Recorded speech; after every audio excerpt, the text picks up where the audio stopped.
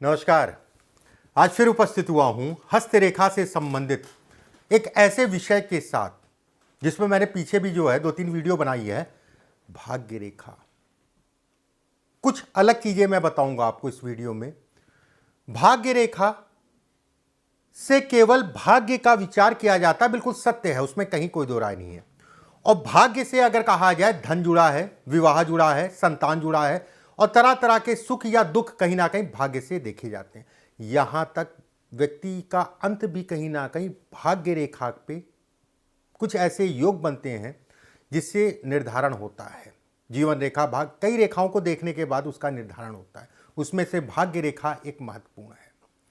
काम चलते चलते रुक जाए, काम बन नहीं रहा है, संघर्ष कर रहे हैं, बहुत सारे फैक्टर ऐसे हैं जो धन और काम को भी कहीं ना कहीं भाग्य रेखा से देखा जाता है। देखिए, भाग्य रेखा पहले तो समझ लीजिए, जिन लोगों को नहीं पता उनको मैं बता दूं, हाथ के बीचों बीच में अगर कहें, जिसे हम लोग कहते हैं फेथ लाइन। एक बात, भाग्य रेखा से ज्यादा अगर मैं कहूं पूरे हाथ का महत्व है, और पूरे हाथ के अंदर अगर कहा जाए तो भाग्य रेखा का। अगर आपका हाथ बहुत कड़ा नहीं है, बहुत ज्यादा टाइट नहीं है, बहुत ज्यादा कालापन नहीं है, कालापन मतलब हो गया राहु शनि की पीड़ा, बहुत सारे लोग देखते हैं ना स्पॉट पड़ रहे हैं हाथ में, तो आप झूठ बोल दीजिए, तुरंत बोल दीजिए, कहीं ना कहीं ये सफर करने का कारण अगर कहा जाए राहु और शनि के कारण है। और जन्म कुंडली में आपको मिलेगा, जन्म कुंडली में आपके मिलेगा कहीं ना कहीं व्यक्ति जब राहु या शनि से पीड़ित होता है तो उसके हाथ में कालापन कहीं यहां पर बन रहा है, कहीं यहां पर बन रहा है, स्पॉट टाइप का जो है दिखाई देंगे। हाथ अगर कहा जाए बहुत ज्यादा कड़ा नहीं है, बहुत ज्यादा सॉफ्ट नहीं है, बहुत ज्यादा पिलपिला नहीं है, तो अच्छा कहलाएगा, उसमें संदेह नहीं है। हथेली अगर कहा जाए उंगलियों के मुकाबले, हथेली उंगलियों के मुकाबले बराबर है तो बहुत अच्छा कहलाएगा। थोड़ा मोड़ा छोटा है तो कोई बात नहीं। अगर उंगलियां ज्यादा ही छोटी हैं तो धन आएगा पर रुकेगा नहीं, एक बात। वहीं हथेली के मुकाबले उंगलियां अगर कहा जाए बहुत ज्यादा लंबी हैं, ये गदेली के मुकाबले अगर कहा जाए उंगलियां ज्यादा लंबी हैं, तो भी ये कहा जाएगा कि व्यक्ति को बहुत संघर्ष करना पड़ेगा, उसके उपरांत धन आएगा अगर ज्यादा लंबी हैं तो। कहीं ना कहीं यह भी कहा जाता है अगर ज्यादा लंबी है तो धन का उपयोग सही दिशा में व्यक्ति नहीं कर पाता है, या फिर कह लीजिए धन रुकता नहीं, इकट्ठा नहीं हो पाता, बीमारियों में चला जाता है। हथेली के नाखून, हथेली उसके नाखून अगर गुलाबी हैं तो सौभाग्य है। अगर कालापन लिए हैं या फिर ये आपके जो होते नहीं, ये हम लोग क्या कहते हैं, चंद्रमा बहुत बड़े बड़े हैं, बहुत ज्यादा बड़ा बना हुआ चंद्रमा इसके ऊपर, तो भी कहा जाएगा व्यक्ति रोगों से लड़ेगा, जीवन में संघर्ष करेगा। अगर चंद्रमा हल्का है तो ज्यादा अच्छा है, नहीं है तो उससे तो बेहतर ही है, अच्छा है, उसमें संदेह नहीं है। अब कुछ रेखाओं के माध्यम से समझते हैं भाग्य रेखा से संबंधित कुछ अच्छे पहले 2-4 बिंदु बता देता हूं, जो कुछ लोगों का तो मन खुश हो जाएगा और कुछ लोग दुखी हो जाएंगे। अब जैसे पीछे मैंने बताया था कि यहां से भाग्य रेखा जाती है तो इसका परिणाम जो है, पीछे की वीडियो मैंने बोला था, कुछ चीजें और मैं बताने जा रहा हूं। अगर चंद्रमा से कोई रेखा शनि तक जाए, ठीक है, ऐसे में कहा जाता है कि ऐसे पुरुषों की महिलाएं उसके अंदर रहती हैं, मतलब कमांड होता है, उसमें कहीं कोई दो राय नहीं है। अगर यहां से यहां तक रेखा जा रही है तो, अगर दोनों हाथों में है तो कहीं ना कहीं विवाह अच्छा होगा, उसमें संदेह नहीं है, विवाह अच्छा होगा। एक बात, बस एक चीज का ध्यान रखिएगा, यह सूर्य की रेखा है, सूर्य की रेखा 2 फाड़ में नीचे बट रही है। शुक्र का क्षेत्र आपका जो है ज्यादा उठा हुआ है, ध्यान से समझिएगा, शुक्र का क्षेत्र ज्यादा उठा है और सूर्य रेखा 2 फाड़ में बट रही है, तो आपस में तनाव बहुत होगा, भले आपके वश में रहें, ठीक है, भले आपके वश में रहें, लेकिन आपस में तनाव बहुत होगा। देखिए, वश में रहने की बात यहां मैं दोनों तरीके से कह रहा हूं, चाहे वो प्रेम वश, चाहे आपका गुस्से के कारण डर, दोनों की मैं बात कर रहा हूं। एक बात,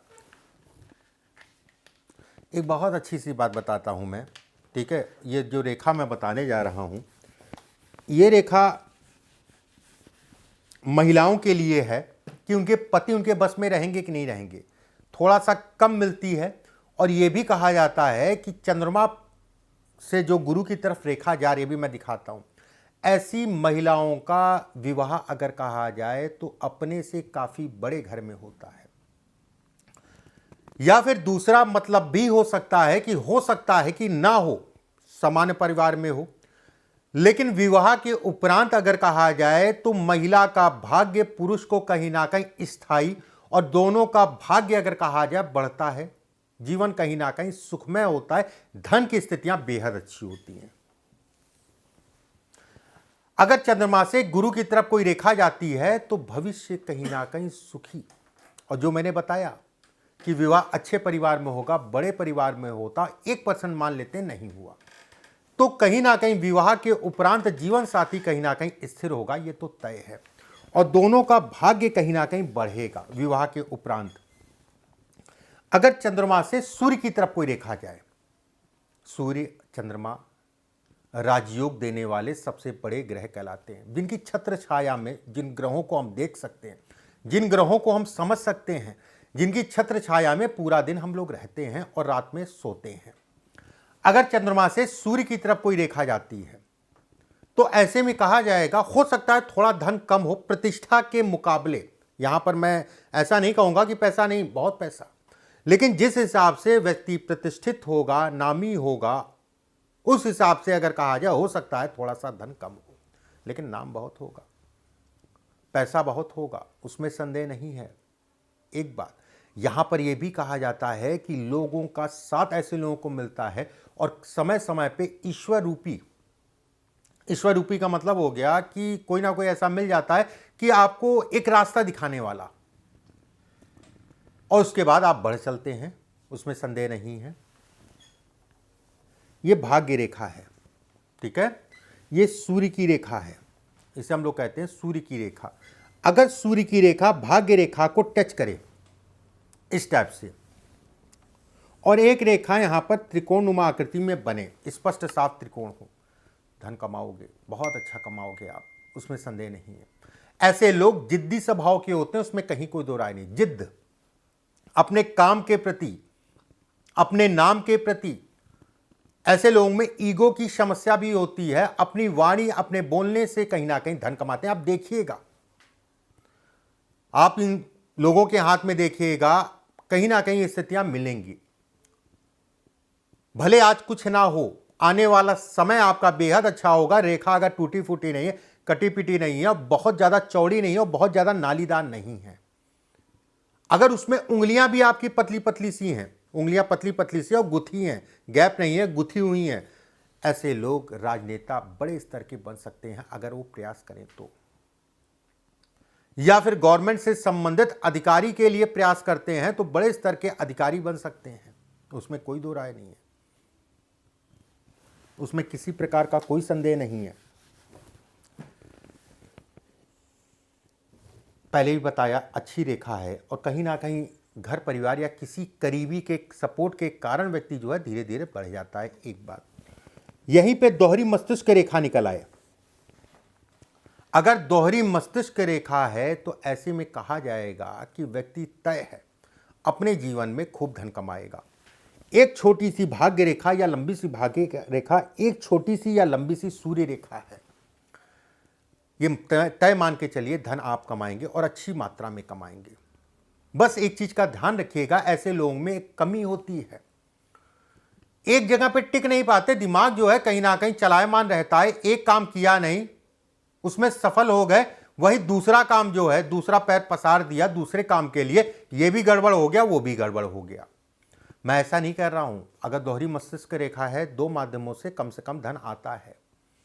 और ऐसा बिल्कुल मत समझिए कि, देखिए एक चीज समझिए, रेखा है, धन देगी, समय के अनुसार देगी, दशांतर दशांत के अनुसार देगी, उसमें संदेह नहीं है। कहते नहीं कि सूरज का निकलने का समय फिक्स है, आप कितना भी जो है रात में करवटें बदल लीजिए, बालकनी में खड़े हो जाइए और कुछ भी कर लिए, सूरज निकलेगा अपने समय पे, चीजें बनेंगी अपने समय पे।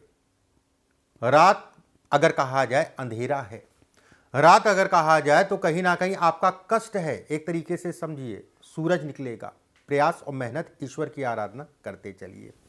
अगर ये स्थिति है, तय मान के चलिए खूब धन कमाएंगे, जीवन में ट्रेवल भी बहुत करेंगे।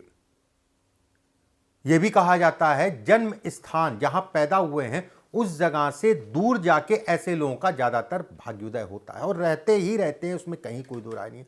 ज्यादातर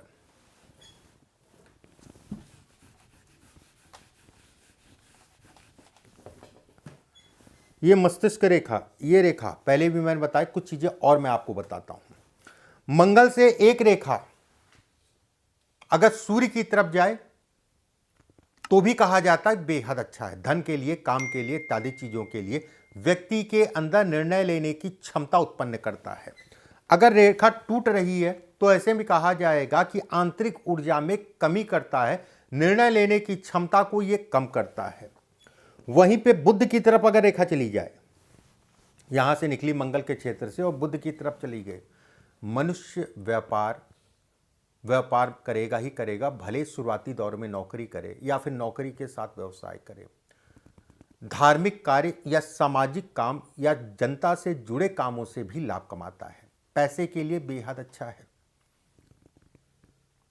ऐसे लोगों के अंदर एक कला होती है लोगों को पढ़ने की, लोगों को समझने की। जो लोगों को समझ गया कि वो आदमी आपके लिए फायदेमंद है, कि वो आदमी आपके लिए नुकसानमंद है, व्यक्ति तरक्की करेगा ही करेगा। विवाह से संबंधित चीजों के लिए बिल्कुल अच्छा नहीं है। ऐसे लोगों को विवाह या वैवाहिक जीवन में बहुत सावधानी से चलना चाहिए, और खासकर अगर कहा जाए विवाह के उपरांत अलग दिमाग नहीं लगाना चाहिए। अगर मंगल से शनि की तरफ देखा जाए, शुरुआती दौर में संघर्ष होगा, यह तय है। संघर्ष का साइड, मान लीजिए आप संपन्न परिवार में पैदा हुए, धन है, शरीर से संघर्ष कर रहे हैं, या फिर पढ़ाई लिखाई से संघर्ष कर रहे हैं, या फिर निर्धन, या फिर कह लीजिए गरीब के घर, या फिर सामान्य, कुछ ना कुछ ऐसा होगा, ये संघर्ष कराएगा ही कराएगा। धन कमाने के लिए घर से दूर जाना ही पड़ेगा, ज्यादातर देखा गया है, उसमें संदेह नहीं है। ऐसे लोगों को अपनी संगत का विशेष ध्यान रखना चाहिए, गलत कार्यों से बचना चाहिए, और मैं यहां तक कहूंगा जो लोग गलत कार्य करते हैं उनके साथ भी उठना बैठना नहीं चाहिए, यहां तक मैं कहूंगा। अच्छी भी है, खराब भी है, थोड़ा सा देख दाख के ही चलिएगा। ये मस्तिष्क रेखा आपकी है, ठीक है। मस्तिष्क रेखा पे कोई चिन्ह होना, दाग धब्बा या तिल होना, ये खराब है। अब किस चीज के लिए खराब, मान लीजिए तिल है यहां पर, तो ये 100% मानसिक पीड़ा देगा।